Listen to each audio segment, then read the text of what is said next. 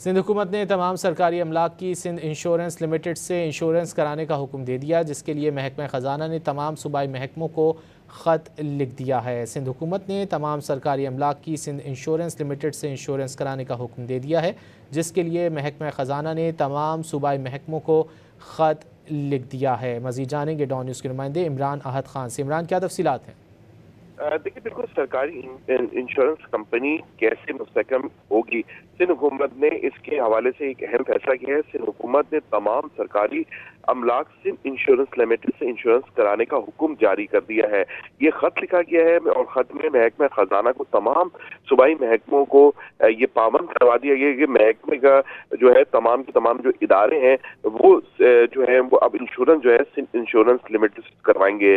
محکمہ خزانہ نے تمام صوبائی محکموں کو اس حوالے سے خط بھی لکھ دیا ہے۔ تمام محکمے حکم نامے پہ فوری طور پہ عمل کریں گے، یہ بھی پالیسی جاری کر دی ہے۔ تمام سرکاری اور نئی سرکاری ہے، خاص طور پہ جن میں جو سرکاری اداروں کے فنڈ سے چل رہے ہیں، ان تمام کے تمام کو نئی انشورنس کا اجرا صرف اور صرف سندھ انشورنس لمیٹڈ سے کیا جائے گا۔ تمام سرکاری ادارے، سرکاری فنڈ سے چلنے والے جو مختلف ادارے بھی ہیں سندھ کے مختلف علاقوں میں، ان کو بھی پابند کر دیا گیا ہے اس خط میں۔ جی، بہت شکریہ عمران احد خان ان تفصیلات کے لیے۔